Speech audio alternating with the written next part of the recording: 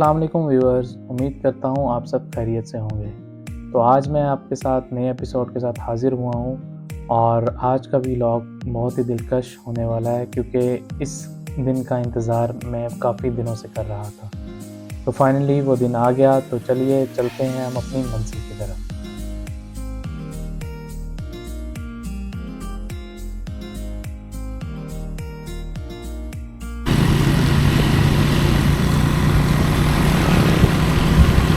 बहावलपुर जिमखाना। भावलपुर में historical places के साथ साथ यहाँ का इंफ्रास्ट्रक्चर भी बहुत ज़बरदस्त है। यहाँ पर खुले और बड़े बड़े रोड बने हुए हैं और वो बहुत ही नीट एंड क्लीन भी हैं। तो फाइनली हम अपनी मंजिल के पास पहुँच गए और उसके बाद ये स्टॉल्स लगे हुए हैं और ये बाउंड्री वॉल चल रही है उस महल की। तो चलिए हम अंदर चलते हैं।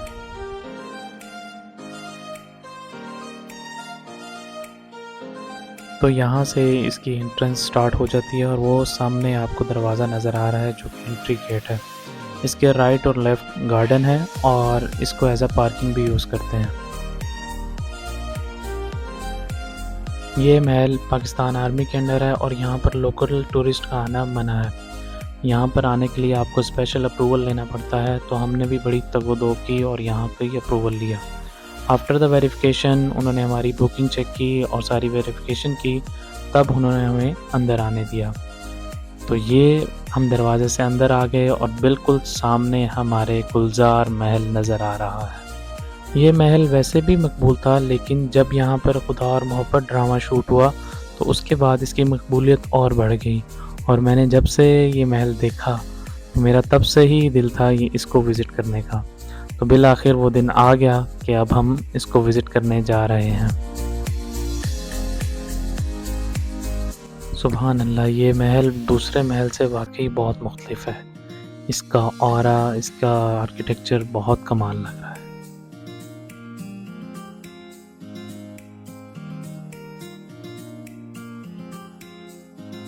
इस महल को नवाब सादिक मोहम्मद ख़ान चहारम ने 1906 से 1909 में बनवाया और ये महल स्पेशली रॉयल लेडीज़ के लिए बनवाया गया था और इसका नाम ज़नाना महल रखा गया था।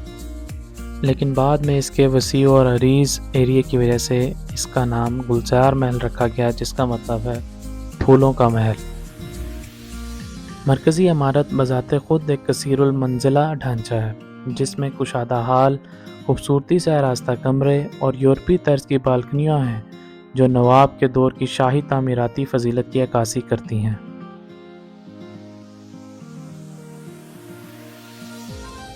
भावलपुर का शहर अपने अंदर बहुत ही वसी हिस्ट्री रखता है। नवाब बहावलपुर अव्वल जो कि फाउंडर ऑफ बहावलपुर हैं, उन्होंने 1727 से 1749 तक इधर हुकूमत की। उसके बाद नवाब बहावलपुर दोम आ गए जिन्होंने 1749 से 1772 तक हुकूमत की और इन्होंने बहावलपुर को इकनॉमिकल लिहाज से स्ट्रेंथन किया। तीसरे नवाब का दौर 1772 से शुरू हुआ और 1809 पे ख़त्म हुआ। इन्होंने बहावलपुर को एक्सटर्नल थ्रेट से महफूज रखा। इसके बाद सादिक मोहम्मद ख़ान चहारम का दौर आया जिन्होंने बहुत सी इंफ्रास्ट्रक्चर डेवलप किए, ट्रेड बेहतर की और रिलेशनशिप किए ब्रिटिश के साथ। इन इंफ्रास्ट्रक्चर में काफ़ी महल तामीर किए गए जैसे कि नूर महल, गुलजार महल, दरबार महल और बहुत सारे और इंफ्रास्ट्रक्चर। आखिरी नवाब ऑफ बहावलपुर का दौर 1924 से 1955 तक था। उसके बाद बहावलपुर को पाकिस्तान के साथ मुल्हिक कर दिया गया।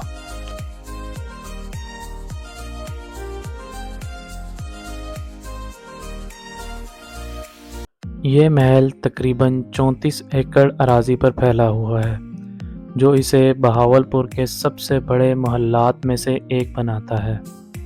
महल सरसब्ज़ बागात, सहन और किला बंद दीवारों से घिरा हुआ है जो इसकी शान में इजाफा करता है।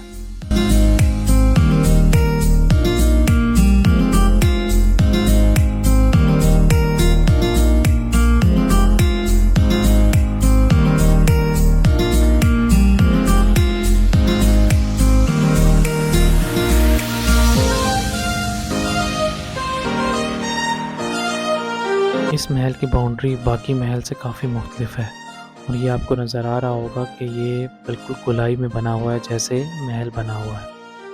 तो बाउंड्री बिल्कुल उसकी अक्कासी कर रही है और ये इस महल की मेन एंट्रेंस है।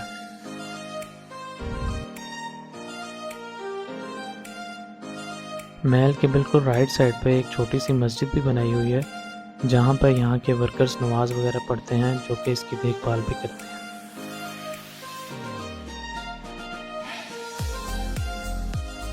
यहाँ से आपको महल नज़र आ रहा होगा और यहाँ पर काफ़ी बालकनियाँ भी मौजूद हैं जो कि डिफरेंट व्यू देती हैं, एक आबादी की तरफ, एक फ्रंट की तरफ और इसकी बैक तरफ। और ये जो कलर कॉम्बिनेशन है ये बहुत ही कमाल लग रहा है, बहुत ही दिल को भा रहा है।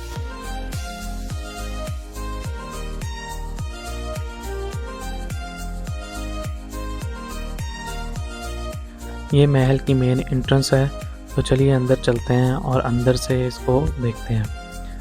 ये मेन एंट्रेंस मोस्टली बंद होती है, कोई डेलीगेशन आए या कोई बड़े ऑफिसर्स आएँ तो तभी ओपन की जाती है। जैसा मैंने पहले बताया कि ये भी आर्मी के अंडर है और यहाँ पर आर्मी का एक ऑफ़िस भी है जो ऑपरेशनल है और यहाँ पे काफ़ी एक्टिविटीज़ भी होती हैं, तो इसलिए it's not open for everybody.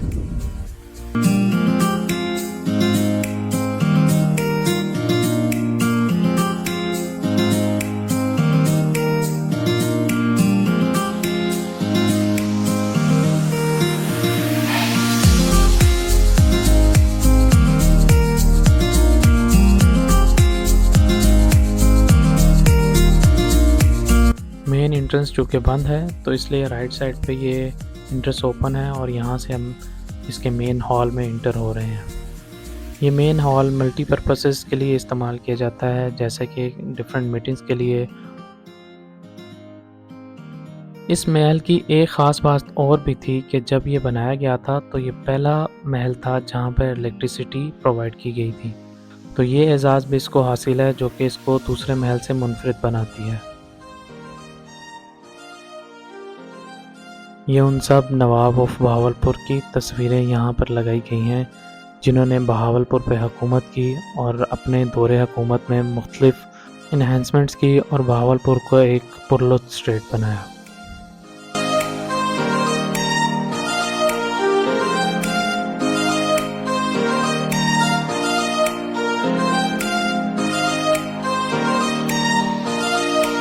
Main hall से फर्स्ट फ्लोर पे और छत पे जाने का कोई भी रास्ता नहीं है, तो इस वजह से हम इसके महल के बैक साइड पे आ गए।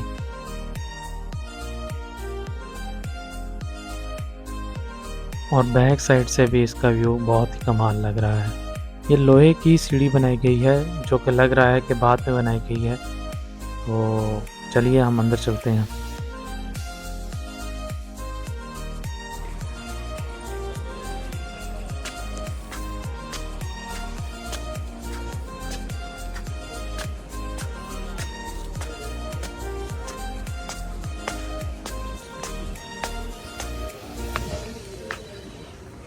तो ये सामने जो आपको नज़र आ रहा है ये यहाँ का रिसेप्शन है।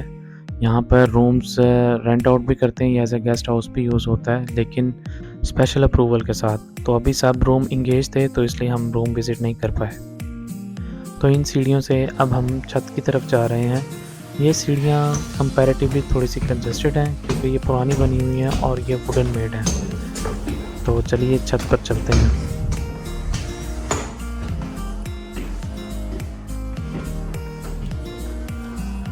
ये टॉम्स बड़े ही खूबसूरत बनाए गए हैं और इसको अपनी यूटिलाइजेशन भी प्रॉपर तरीके से की गई है। तो चलिए देखते हैं इस रूम के अंदर क्या क्या बनाया गया है। तो ये एक सिटिंग एरिया बनाया गया है जो कि शॉर्ट मीटिंग के लिए बनाई गई है। यहाँ पर आप खिड़कियाँ देख सकते हैं कितनी ज़्यादा हैं, लेकिन गर्मियों में यहाँ पर बहुत ज़्यादा गर्मी होती है तो इसलिए यहाँ पर एसी भी रखा गया है।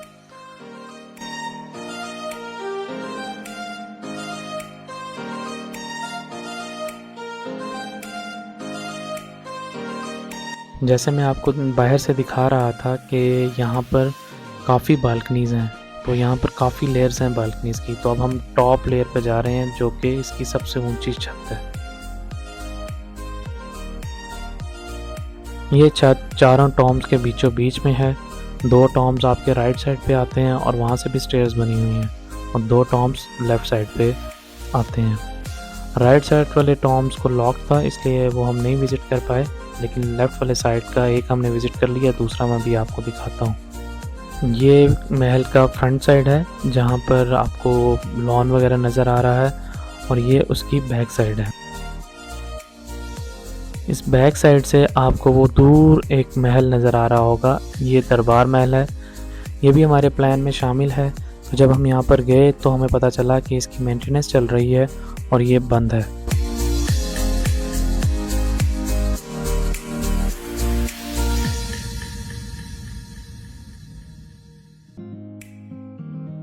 तो ये अब हम आ गए दूसरे टॉम्ब की तरफ, और चलिए देखते हैं इसके अंदर क्या सेटिंग बनाई हुई है।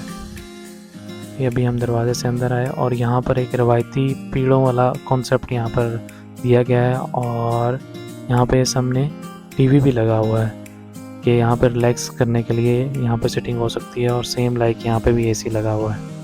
ये थोड़ा सा पंजाब कल्चर का टच दिया हुआ है, और ये आप देखिएगा सामने ऊपर टॉम्ब, जो कि बहुत ही खूबसूरत लग रहा है। यहाँ पर आपको विजिटिंग का टाइम कुछ स्पेसिफिक मिलता है, लिमिटेड टाइम मिलता है। तो अब हम बाहर आ गए और हमने इसकी एक साइड का व्यू कैप्चर किया, जो कि बहुत ही हसीन और जमील लग रहा है।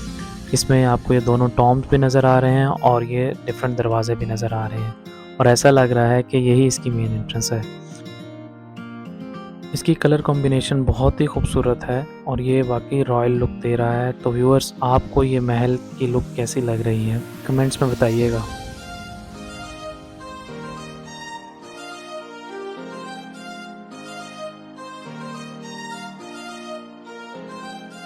महल के आसपास भी छोटी छोटी बिल्डिंग्स बनी हुई थी, जैसे कि ये सामने आपको नज़र आ रहा है। ये वर्कर्स के लिए रिहाइशगाह बनाई गई है, जो कि यहाँ पर महल में काम करते हैं। उसके अलावा यहाँ पर एक छोटी सी लाइब्रेरी भी मौजूद है, जहाँ पर बुक्स वगैरह पड़ी हुई हैं। और last but not the least, यहाँ पर एक छोटा सा कैफ़े भी है, तो हम वहाँ जा रहे हैं। ये एक स्टाफ के लिए आप कह सकते हैं कि सिटिंग एरिया बनाया गया है, या पार्क की मानीत एक सिटिंग एरिया है। यहाँ से बैठकर भी व्यू बहुत प्यारा लग रहा है, और वो सामने एक कैफ़े नज़र आ रहा है। तो चलिए चलते हैं उस कैफ़े में। यहाँ के रहने वाले इसी कैफ़े से खाना वगैरह लेके खाते हैं, तो हम भी चलते हैं इस कैफ़े में और देखते हैं इनके मेन्यू में क्या क्या अवेलेबल है।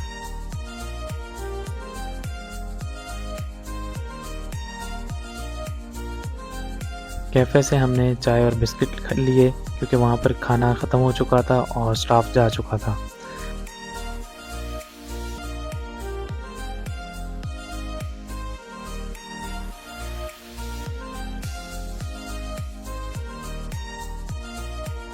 तो व्यूअर्स, उम्मीद करता हूँ आज का व्लॉग भी आपको बहुत अच्छा लगा होगा, बहुत दिलकश लगा होगा। तो मिलते हैं नेक्स्ट व्लॉग में, तब तक के लिए अल्लाह हाफ़िज़।